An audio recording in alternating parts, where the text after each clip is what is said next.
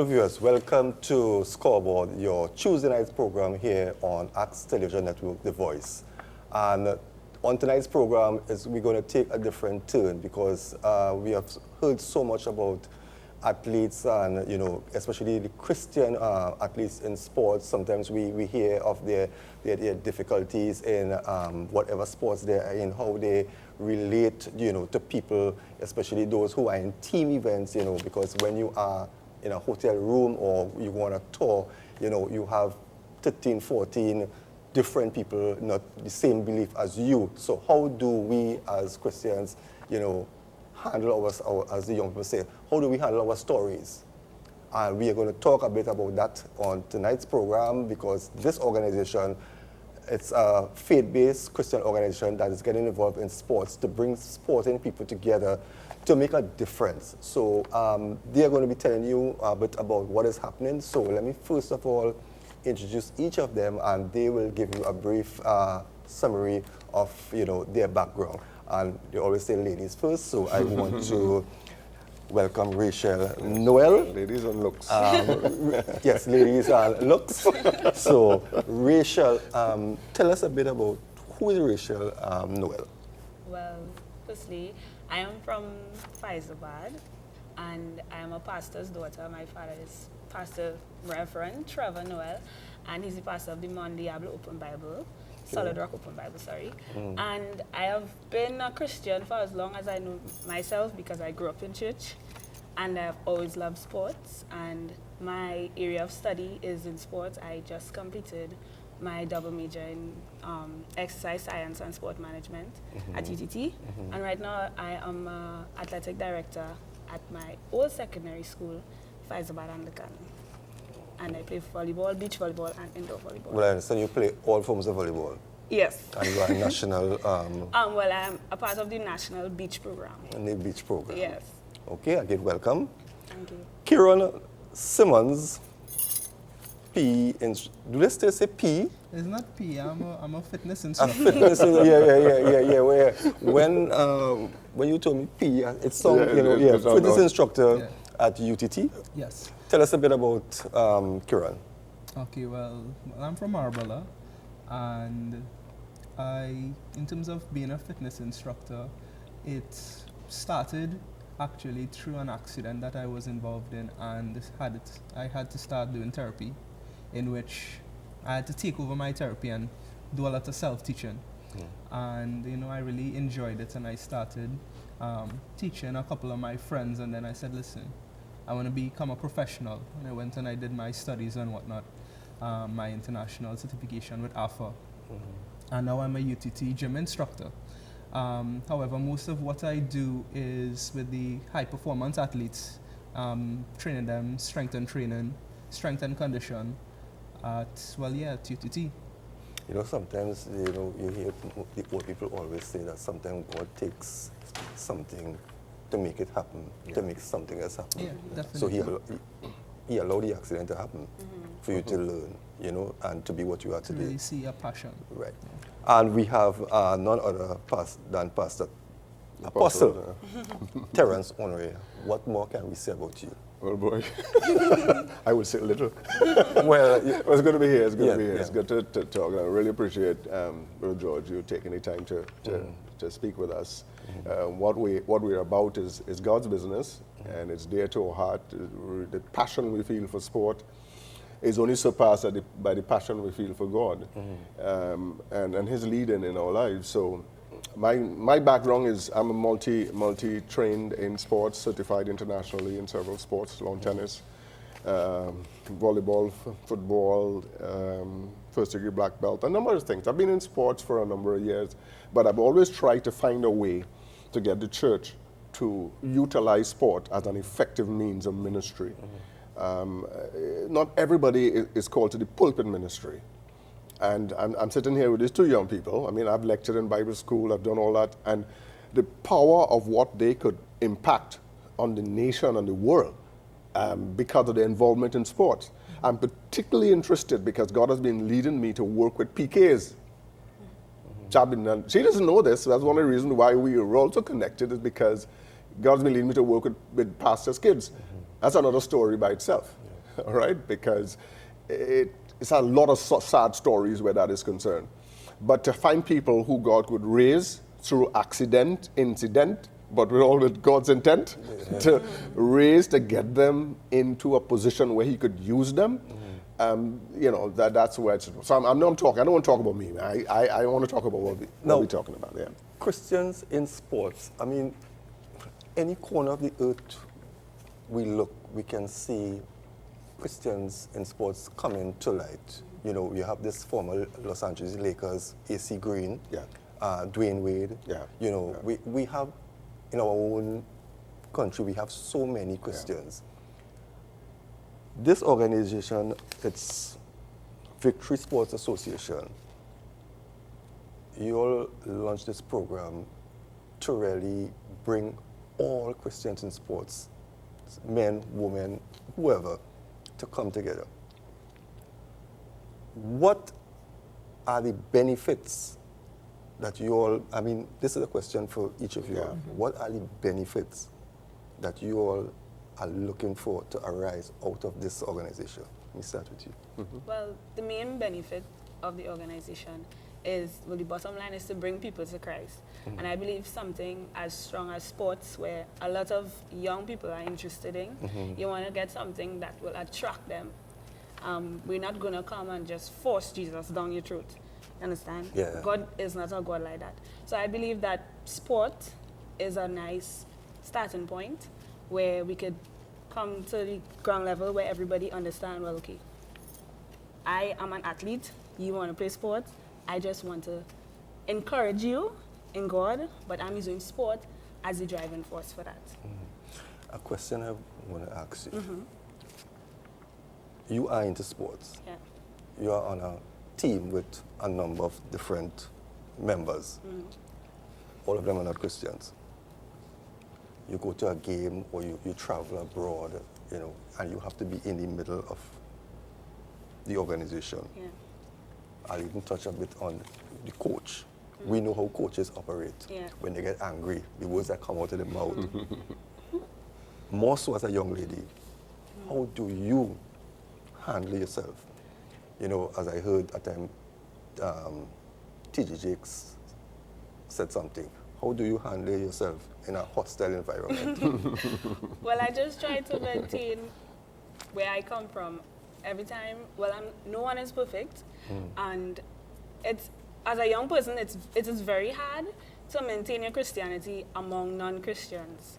So it's up to me as a person to know where I come from, sorry, and to know who I am in Christ, and to try my best to not, I wouldn't say not to ignore, because you can't ignore the coach even if he's upset. But I've honestly never been in a situation with a coach cursing or carrying on in a big hostile way where you think you're being disrespected. But I just try my best to always remember where I come from and to represent Christ first and foremost. But I mean, you're in the middle there, and the talk start, and the other timing jokes, and do you walk away? No, I don't walk away. Sometimes I'm a person. I try in everything I do. Okay, first of all, as being a pastor's child. The reason why I'm asking this is because I'm a pastor's child. No, not because you're a pastor's child. Christian, remember, Christian. A day will come when this organization will call upon you to stand before Christians, to talk to them. So they will want to know, okay, who's you? You understand? So when all the slack joke and the things start to talk, you say you don't move, you stay. I stay, but I don't contribute to it. That's the most important. But do you ever come out and say, what's that, I'll be very honest, not as much as I should be. Okay, I like your honesty for Yes. that. Karen, you're a fitness instructor, right? You deal primarily right now with young people, Yes. right? Now, we know young people's style, right? Especially where you are located right now. Yes. How do you handle situations? Because I'm sure that it ain't easy across there or in the midst of young men especially, right? Women might be more a little, but young boys, how do you show these young people that, hey, this is me, and you don't come down to their level? Okay, well, I am a fitness instructor, and I see myself as a mentor also. So I attempt to meet a lot of the athletes where they are, in terms of not let them feel as though I am speaking down to them. I mean, my testimony is is strong, I believe. So I didn't grow up as a Christian. I accepted Christ. I lived a life that I know was not pleasing. So when someone is doing something that I believe is not right, it's easy for me to relate because I was there. And I try to approach them from the state of educating them as to there is something better, really getting into their head. I mean, I have a couple mentors, and I've learned a couple styles in terms of speaking to people. And one of the things that I hold dearly is learning to speak someone's language, because that's the easiest way you could get to them. So I try to lead by example. That's another thing. Just this morning, I was dealing with an athlete, and I was letting him know he's the captain of the tennis team. So the athletes are going to look up to you. So if you give 100%, most athletes under you would only give 100 or less. If you give 50, well, no one is going to give more than 100. So you, as a captain, always need to set the bar. And I try to approach all the athletes that I deal with on that level. If I see someone who I think I need to speak to, I most times pull you square, because I try to maintain respect. And at an adolescent age, your self-consciousness and your self-esteem is fragile. So you try not to, I try not to disrespect or make you feel as though I'm coming down on you or attacking you. So most times I would wait until session is finished and ask you to stay back and speak to you, try and find out what's going on and relate on that level. And that's more or less how I deal with a lot of these situations. Right. So now we have gotten past that. People will now understand where you all are coming from. So if you all come to talk to anybody, will know, okay, who you all are. Let's go into the nitty-gritty now of the organization. Now, the organization has been formed, right? Take me through now what has transpired from the inception to this present time. We're in the process of having fully registered the organization as an NGO. With the Articles of Incorporation clearly outlined, indicating that this is our purpose, to network and to bring Christian organizations and to work with other organizations, but to work within the community. So we set those out, and in the meantime, we are reaching out and networking with Christian ministers in sport. And I want to be specific about Christian ministers in sport and not just Christians who are into sport. Because I think wherever God put you in sport, you are a minister, right? You don't need a pulpit and 50 people, all right?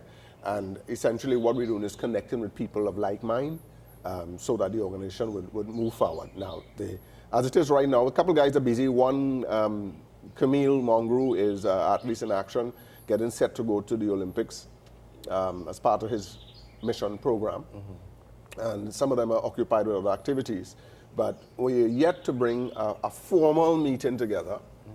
We have dialogue individually. I am as a focal person linking with everybody within their schedules.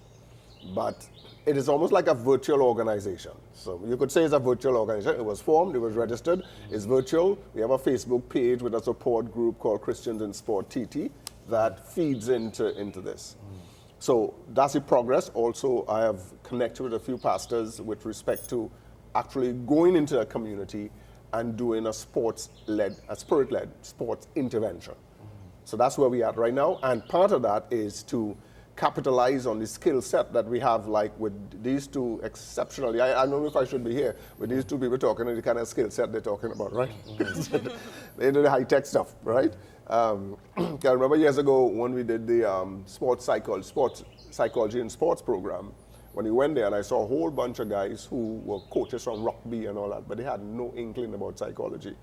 And sometimes when where it is now, I'm thinking there are new techniques, new technology, and new approaches that 20 years ago, 15 years ago, you know. So where we are right now is to capitalize on those skill sets and to bring people together and to initiate some effort as we move forward. Okay. Now, because the name of your organization suggests that it's all about sports. Yeah. Right? So one will be looking at, okay, where's the next event, or how are you all going to be doing? What are the plans you have to highlight the organization to, you know, to take it more out to the public, you know, by way of seminars, by way of, you know, sporting competitions, you know, going to schools, you know, lecturing to schools.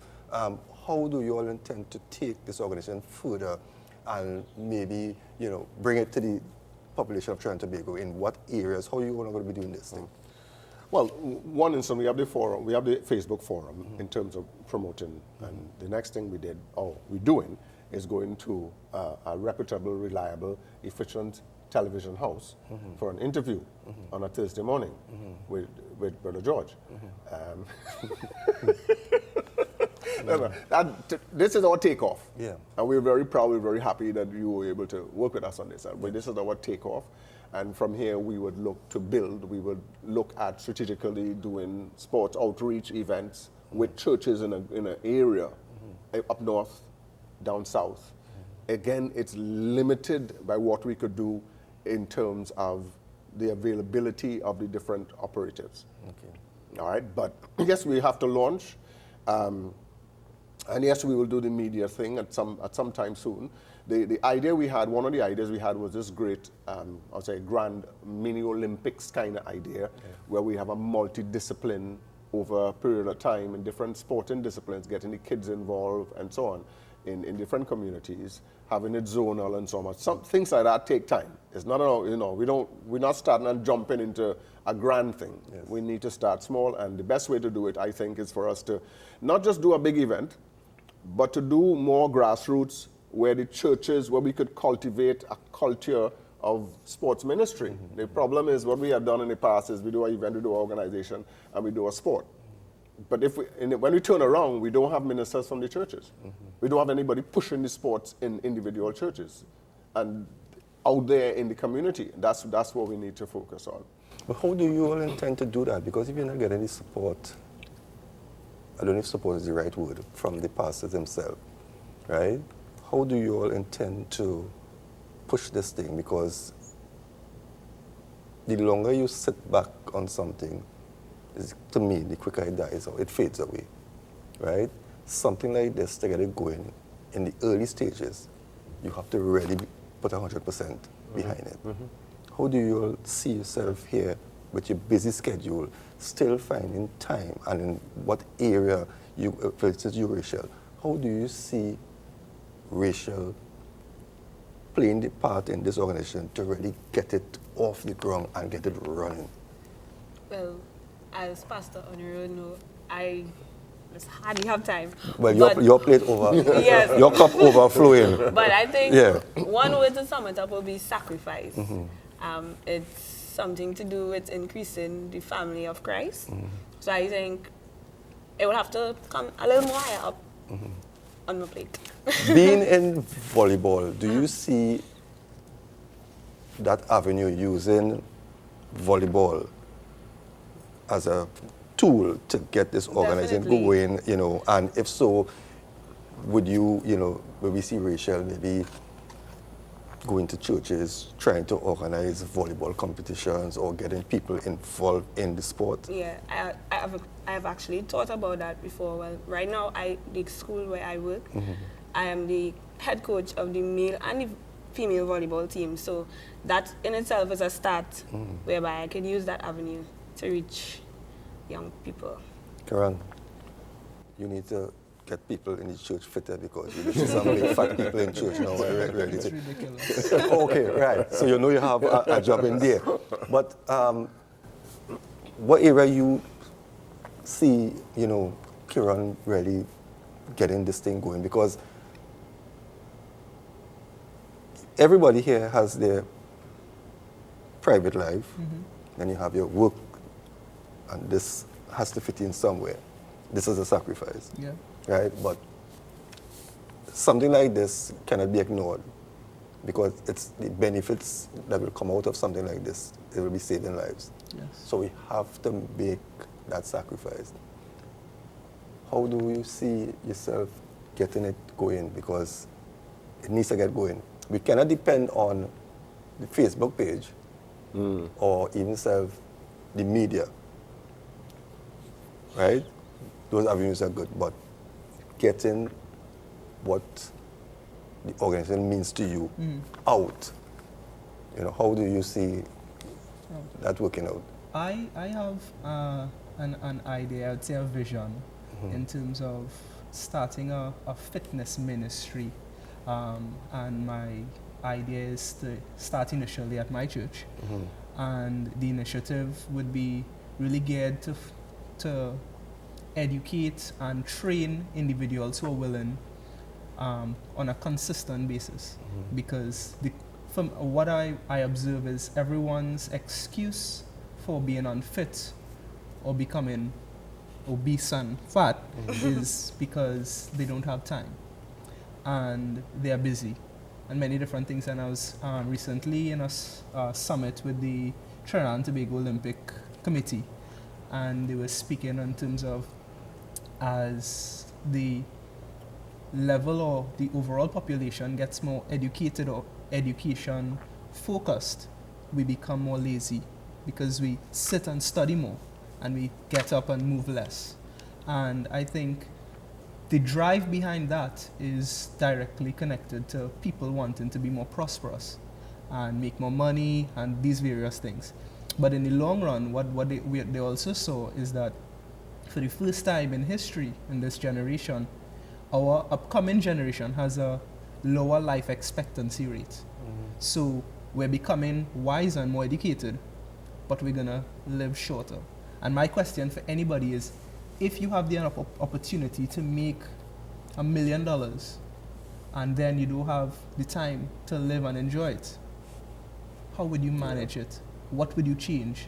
And that's the idea behind what I want to start in my church, is really giving the entire congregation an opportunity to come out, whether it be 20, 30 minutes every morning or 5 mornings a week or whatnot, and have me train them 20 minutes, 30 minutes. If you can do that consistently for, as I said, 5 days a week, it would make a significant change in your health, in your life. And how I see this organization is really being like a parent organization or networking organization to really oversee and support small organizations or like organizations. So what I believe the Christian body really needs is exactly that, to work as a body. And we need to stop working in silos because we have strength in numbers. If we can come together and agree on a cause and really agree, not just say we agree, and work towards that cause, then we can see big achievements and we could get big things done in this National Olympics that we're looking to have. It will be easily accomplished because we have the people on board who are willing to commit. 100 people trying to do one thing is a lot easier than 10 people trying to do the same amount of work. So true. Now, how do you all intend to mobilize the Christians in sports? Have you all started a registry of all the Christians in sports in Trinidad and Tobago? How do we know? We might have an idea when one stands and speaks, right? But how do we for sure are going to work on getting all Christians in sports coming to know about this organization? Well, the knowing is the promotional part, but we already started with identifying some of the leaders in different disciplines. We had scheduled a meeting just before Christmas last year, but it got sidetracked. That was really a good intention. We had several other meetings, Christian in economics and Christian in other things, but the sports thing didn't happen for one reason or the other. But that is a meeting where, is a brains meeting, is a meeting where we network. And so we had on that list, Christians, managers, sports company, Christians in archery, in lawn tennis, in badminton, in gymnastics, in cricket, in football, in volleyball, all identified were national coaches, national coaches, I mean, people actively involved in this. The idea is that he and Shannon and some of the others would be spokespersons, speaking out from their disciplines. So the sports fraternity and the Facebook is supposed to be a real dynamic thing in terms of getting, you know, sometimes you have a top-down approach. You say, let us establish an organization, let's have an executive, and then tell everybody to join. What the Facebook approach has done is tell people from the grassroots to join. Right? It's the bottoms-up approach. And that's what I'm talking about, the bottoms-up approach in terms of community and pastors and churches from the bottom up. I have executive leadership at a high level, and I could send out a letter and say, oh, you guys come into my buy-in. I wouldn't get buy-in with those pastors on that at all. What we need to find is at the grassroots level, where rubber hits the road, where it's really impacting and testimonies of life-changing experiences are shared. That's the church, you know. That's the church. Yes. What has been happening is a lot of my good pastor friends are blocking what God has to do. Now, we don't get into this one, but that's a different show. That's a different story, right?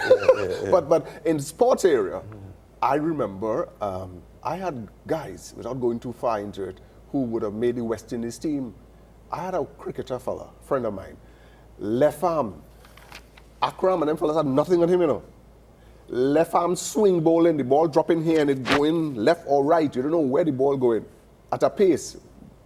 Up to years later, when guys went to practice, we played some cricket down the road about 4 or 5 years ago, and they put their bat, whack, they said, what a ball is it hard? His pastor said to him, bodily exercise profited little. And that was the end of his career. So I'm saying there are issues out there that we can't just put them aside. We have to appreciate that. But my approach, I think that the organization, when we actually come together, we gel in. It will take us a year at least to bring people together. Because the first thing people say to you is, oh, I'm too busy. I have no time to talk to you. I have no time to even see you. But we have to find a common forum where we could come together. So yes, the Facebook is crucial. Yes, that meeting will be convened that we were so excited about. And that meeting will bring all the leaders together. And then following that, we will then stage what you were referring to as the launch of a sort where we would have keynote speakers. Yes, yeah. Speaking about, you know, sport and the technical aspects and the importance of professionalism and so on and so on. And we aim for the elite athletes. Because the elite program in sports company and these other people, they're not touching the spiritual, you know. They're talking about strength and conditioning and thing. But they're really getting onto the real core of the values. So when they reach to where they reach, they don't have a solid base. That's where we come in. Now, sports, crime, and the community all goes hand in hand. Why I say that is because in all communities, there are sportsmen and women, and there's crime. Now, there are certain rural communities that we have very good sportsmen and women, but because of financial constraints, they are unable to come in to San Fernando or even Port of Spain to get into a well-established, you know, club or whatever it is. Is there any way that this organization will be going into the rural communities and you're going to deal with crime, but you're not going to deal with crime first, you're going to deal with sports? Because getting somebody interested in sports will then draw them away from crime. Yeah. I know that you all are limited in what you do right now, but because of the situation in our communities with crime, I see it as vitally important that we try to reach these young people as quickly as possible because we are losing them so rapidly each day. We're going to take a break, but when we get back, I want you all to tell me, how do you see yourself getting into these rural communities and getting people away from crime through sports? We're going to take a short break. When we return, we continue the discussion.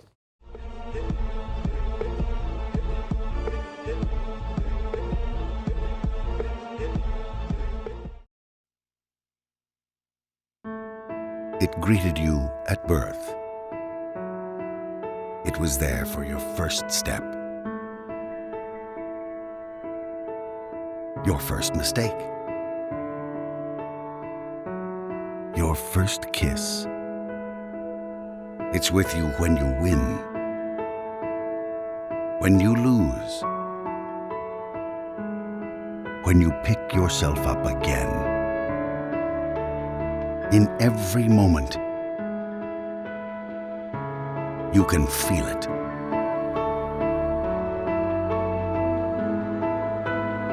Life. Human right number 3, the right to life. What are human rights? Find out at youthforhumanrights.org.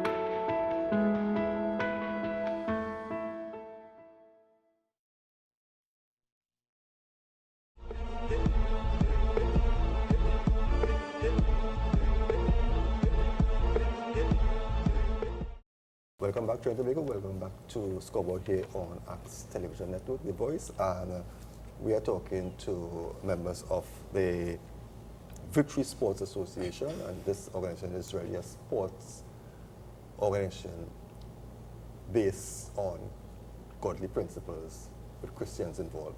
Before the break, we were talking about the young people in rural communities. Young people on the whole who we are losing very quickly. And we saw a couple of times young people got killed. And when we heard they were good cricketers, they were good footballers, you know. So we, besides losing young people, we are losing sportsmen. We don't know those who died, how much gold medal they could have won at the Olympics. This organization intends to go into the rural communities. How are we going to be dealing with the young people who are in crime, who, when we look at them, can be good 400 meters runner, the next Brian Lara, the next Olympian? When you all go into the communities, how are you going to focus on this? As you said earlier, you're not going to, you don't intend to push Christianity down. And an angry young man, you can't go and tell him nothing about Jesus. Jesus, just like that. True. Because he will chase you out of the community. Yeah. Right? Yeah. The more I speak with you, I'm seeing that you all have I wouldn't say a hard road, but it's going to be a tough job. Easy. It's not easy. But they say with God all things are possible. So, yeah. Well, I'm supposed to answer. Yes. Well, as I said before, we're not going to force anything down anybody's throat. But within the last month, there's a young lady in my church. She was doing a project for school, and she had to involve the youths of the community, and she asked me to come and help because she had just made a baby, and she couldn't do a lot of the physical stuff. And the first day, there were about 10 kids, and I just did some fun games. It wasn't like any structured. What was the age? Between the ages of, let's say, 8 to 11. The eldest child, I think, was 12. And it was fun, and then I'll go every Wednesday. And the first Wednesday, there was about 10 kids, and then the next, they was like, Miss, you coming back tomorrow? I said, no, I'm coming back next week, Wednesday. And the next Wednesday, I see all these children, and I was like, oh my gosh. And it's just that they came, and they went on to tell their friends, and they brought friends. So I think it wouldn't be hard, it wouldn't be easy, but it wouldn't be as hard as we think it could be, because they did something there that opened up my eyes to see, well, a lot of the work that it will have to do to bring young people together, I alone not going to be doing it. They're going to spread the word and invite friends to come. And I think it's something to be excited about, because seeing how they interact with me and stuff, I didn't expect it to be like that. I thought it was just going to be about 5 children just come to kick around a ball. But they were very interested in what I came to do. It was so easy, but it was. But then again, It was 8-year-old and 9-year-old. That's what I'm coming to. But let me go. As the age go higher, the job will get Well, harder. let me come to this point here now, and let's talk about when you have to confront the angry black man, right? Let's say, for instance, Marlon Samuels, right? Because you see how angry Yes. he was. I mean, we were talking off camera how subtle Sammy was, you know, in his speech, right? They also said that the Western team has a pastor on the team, so certainly Samuel looked like he ain't listening to the pastor. Well, a right? person But then such as- again, in sports, competition brings out the worst In people. in It you. does, it does. But okay, if anyone supposed to interact with an angry black man, I think a man figure would be easier. So let one of the guys. Everyone is on spot. Now, there are a lot of challenges, and I think we need a lot of buy-in to solve this problem. Now, I started off my fitness, not even career, but just serving in fitness in Bayshore, Marbella. A part of an organization called 7 Color Rainbow Unity Team Sports Club. Oh yes, with, Right. what's the guy name? Movin. Yeah. Right, so I started off as the secretary of the organization, and I moved up. I was the vice president for a couple of years, and dealing with a lot of the youths in Bayshore, and growing up so close to Bayshore myself, I know there's a lot of potential in the area. However, as an athlete or a child growing up in sports, when you look up and you see the men around you, what is being done, and what puts money on the table, or food on the table, sorry. All of these things come into play. The question comes into play is, sport in Trinidad, how profitable is it for somebody who's going to do this full time? And that's why I say we need a lot of buy-in, because if we want to get these youths to commit to sports to the level of becoming a career, they need to see hope in Financial, it going financial, all yeah. the way up. What is in it for them? If they see it as a pastime, they will give it that level of commitment. And I can easily say they are interested once this a certain age group will always be interested because they still see it as fun. But when it comes to profit, as you get older, you're reaching your adolescent age and you probably want to buy a sneakers, you want to buy a t-shirt. You gravitate to what's profitable to you, whether it be good or bad. That's where you go, unless you have good, strong mentors, men around, and women, not taken away from the woman, but having that support that you can look up to and be guided. That is so necessary. So that's why I say we need continuity and we need national buy-in. But when we look at sports across the board, okay, let's take the West Indies team for instance, right? We heard Sammy, the team didn't have uniform, right? Before they left, their salary were cut in half. You know, when the young people see and hear these things, do you think they will really want to get into sports? I mean, we could look at, right here in Trinidad, we could look at some of our past sportsmen and women where they are today. Some of them have to work real hard after serving, you know, for the country. Because I remember doing an interview with Rodney Wilkes before he died, the first Olympian, right? And I mean, when I spoke to that guy, I remember him coming close to tears, you know, when he was saying, especially when the Olympians, Thompson and them had come to San Fernando when after they had won the medal. And he was so sad that they didn't even see it fit, you know, to take him to the function or to bring the athletes to him, right? And he was telling me about medication, and he was so much in high praise for Boxeria Ramnarayan, because he said she would bring money and, you know, so we see across the board that in Trinidad, sportsmen and women, if you don't go abroad, there's a high chance that when you retire, you're going to look for a job in your old age because there's nothing coming to you. So when these young people see a life in crime where with one gunshot you get a 5,000, and to them 5,000 is plenty money, right? So there are other things that is going to be interesting to young people rather than sports, right? So we can talk so much, right? But then outside of us, there are others who have to step up and do something, right? You have the elite athletes.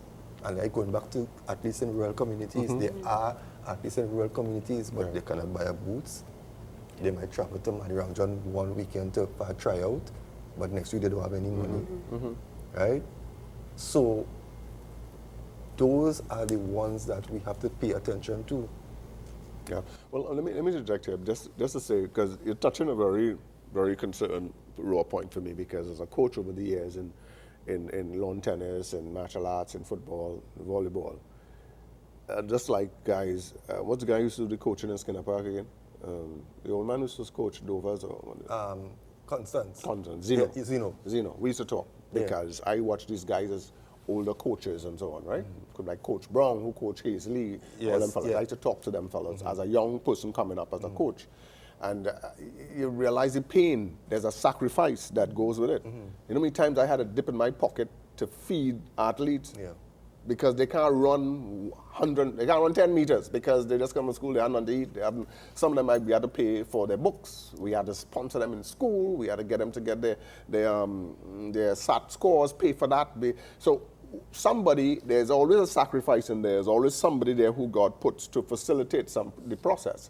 And there's a reality too. Yes, certainly there are forces out there, and there are young people who are struggling, but I know people who travel from Point Fortin to Jean Pierre, to volleyball, and for netball, and at the end of the day get sidelined because of favoritism.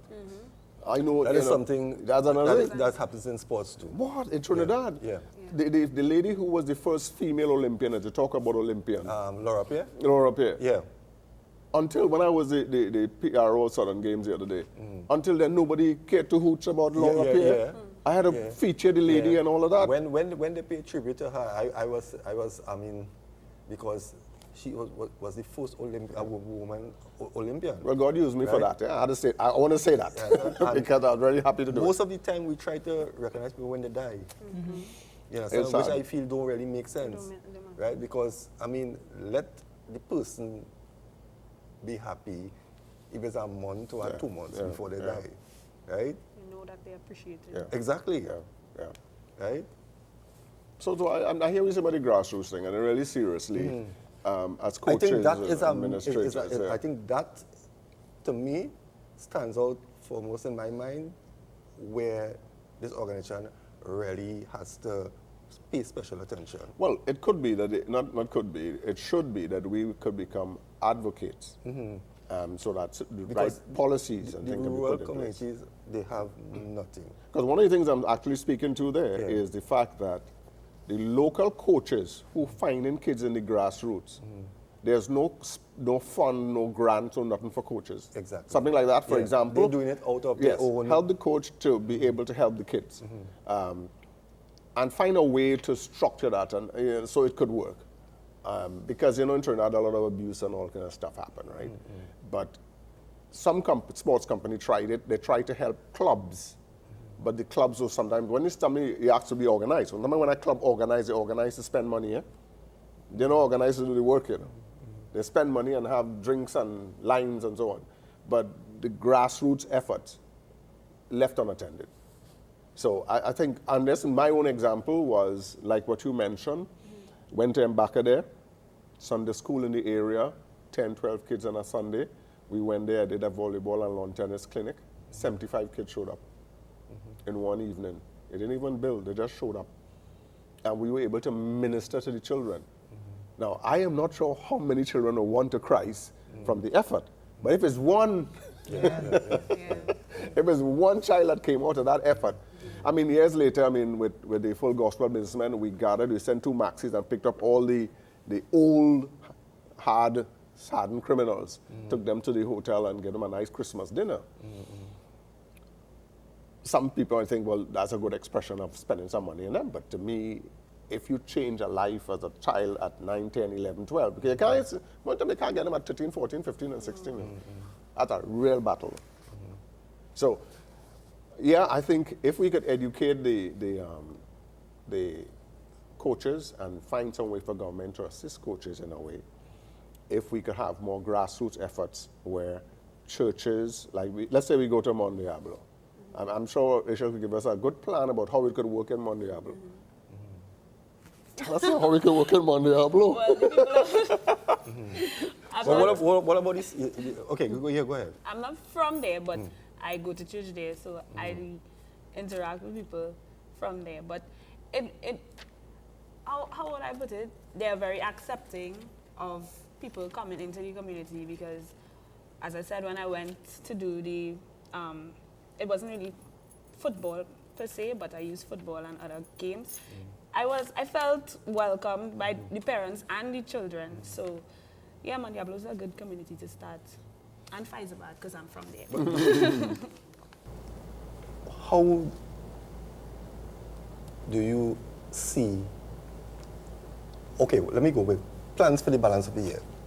What plans the organization has for the balance of the year? What areas you're going to be targeting? You know, I know that you're still in the building stages, the growing stages, right? But I'm sure that you must have a plan for the balance of the year in how you're going to be utilizing, you know, the people who with you, and how you're going to be soliciting, you know, how do you screen other people? Because, I mean, anybody could just call and say, I want to be part of it, but you have to make sure that you have the right Christian, you know, the right person with the right heart in mind, you know, because this is not something that you're going to jump into there and jump out tomorrow. You're in for the long haul, right? So what are the plans for the balance of the year, and how can one get involved, and in what areas are you looking for assistance?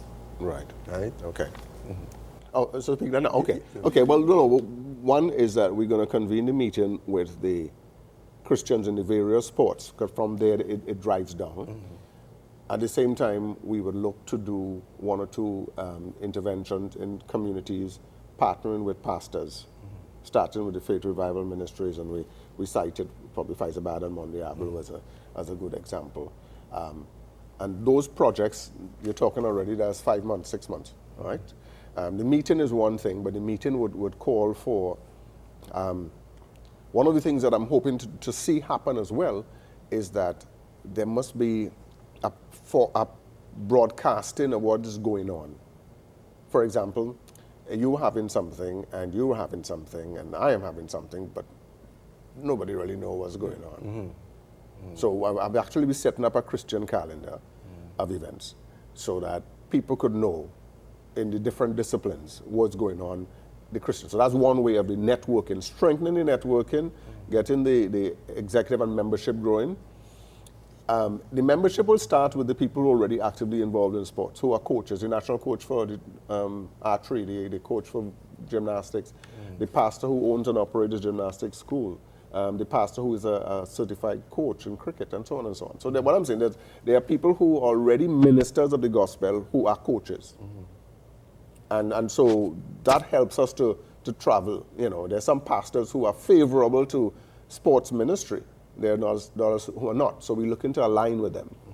I think one of the things that would happen for us is we would have to get into a forum where we would sit down and come up with something that we would put forward to the Ministry of Sport, and we'll put forward to the sports company in terms of all recommendations on how we could improve sports, reduce crime, and those things in the community. So some kind of statement, a position statement regarding those critical issues, because we're not just coming to throw an event. As you said, it's a long haul. And so we would look at that through the course of this year, gathering the guys, networking, doing an intervention. And one of the critical things that we mentioned earlier is this point about looking at the quality or excellence of Christians in sport pushing Christian values, but pushing professionalism with a workshop with key people.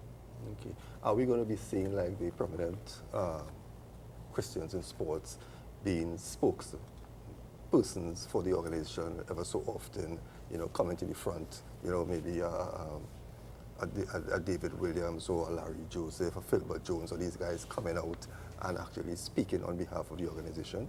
Have you spoken with them as yet? A few of them knew about it, but I really haven't recently spoken to any of the guys. But yes, I mean, I think that's a vital thing for us to see happening. Yeah, a lot of Christians. Yeah, because endorsements. Because these guys are known guys, right? And once they can come out and endorse the organization, right, it will be a plus, for the organization. Yeah, and these guys already have and girls, sorry. Because remember, they already have, from their career in whatever sports, they already have a following, right? So when they stand and endorse the organization, and their 50 friends or family, comes on board, that's 50 additional support base that you have. So with one person speaking, your organization could grow by at least 20 or 30 persons, right? Yeah. So I think it's a good idea to speak with them as early as possible, and let them know, well, you, from time to time, and they can even use, our media outlet here, to endorse the organization, right? Because you said that the media has to get involved as to make people aware of what you all are doing, right? So I can let you know here that I'm willing to support you all in that area. If there is something you're hosting or something in Faisabal or Mon Diablo, you can let me know, and I will give you that voice, because ACTN now has introduced our tagline, which is ACTN, the voice. Okay. Right? So we will give you that voice to, the community. People, to the community. Right? Excellent. Well, we so look forward to that. We have just about 10 minutes. I don't know, if you want to, you're closing. Well, I don't know. Let me speak. You ask me, and then I can pass it on, right? So I'm very thankful for the opportunity, and I'm glad to know that we're going to be working together. Is wanting to be, you could be a professional. I mean, Moses, I was searching this morning, that former world hurdler champion, they started a program in England where they're helping young people. And he says, the medal is only a small part of it. It's really the 99% of the rest that you need to really consider. And if we could instill values, if we could promote Christ in what we do, is wanting to get all the trophy and the accolades and your reach and your accomplish, and nothing done for the kingdom, that's not going to work. So we want to push that kind of message. Karen? I would say, I'm equally thankful for being given the opportunity to be here. And I believe in order for us to grow and to achieve what we have in our hearts, we really need to adopt a servant mentality or servant spirit. It's not about us. It's really about service. It's really about empowering someone to be greater. It's really about love. Those things I hold dearly to myself, and I try to let that be the foundation of everything that I do. Let it add value. And I think if we as Christians, the Christian community, could adopt a mentality, I mean, that's the example that Jesus set. It was always on empowering and adding value. So in this ministry, I see it as the same. And we started with the pretty face. You go right, brother. I'll just say, as Pastor said just now about the guy who was in sport and the pastor told him, I can't remember what he said, what the pastor told him, but in other words, that shook me, because the Bible says, let no man despise your youth. So sport is part of being a young person. You want to be involved in physical activity and such. So I believe that this avenue is a great way in encouraging young people who are already in sports, and it's a great way to get people into the kingdom and to make them better athletes. So, yeah.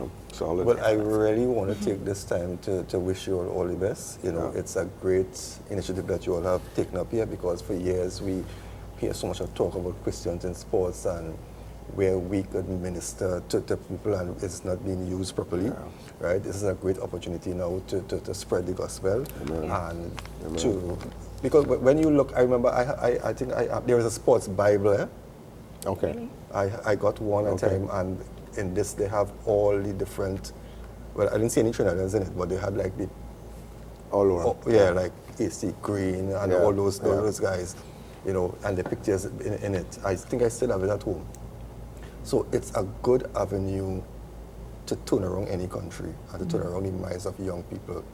Well, you could use your leverage to get Curry to come to Trinidad. Yeah. Yeah. He's another guy too. Solid. You know, solid. You know what's happening. There were a time when you never used to hear Christians in sports speaking out, and all of a sudden now you are hearing in every discipline. You're hearing these people coming out and be vocal, and I think that is why I was getting to the point that you need to get those Larry Jones and Phil the icons. Let's start. You understand? Because you seldom hear a Christian sportsman, a woman in Trinidad and Tobago, really coming out and be vocal. And I think that is what this organization needs. It needs a voice. Right? So I really want to wish you all the best. You know, I will be, you know, keeping up to date with you all. And if there's any way that I can use my program to assist you all, I'm willing to do it. I'm on board with you all. And we know it's going to be tough going. It's going to be rough. But it's going to happen. Praise God. So again, thank you all very much for Thank coming. you. Thanks for having Thank us. you. Thanks. Thank you. And let me say that you're doing a fine job. Well, thank you. And if you decide to retire as the president, you have somebody who can, Well said. You could take, I nominated him. I was listening to him during the interview. And I think he will make a great president. He's solid. He's solid. Yes, and he has experience from Bayshore. Yes, right place. So, the right place. And I'm from Marbella too. I grew up in Marbella too. Right. You know. We don't look like a Marbella biased thing, right? But I think he will make a good It's president. good. So again, thank you all very much. Thank you. And I nominate you. You have been viewing Scoreboard here on Acts 25. Remember, if you miss any part of this program, there's a repeat tomorrow at 1 p.m. Our time has changed from 12, so we are on at 1 p.m. for the repeat, so you can look forward to that.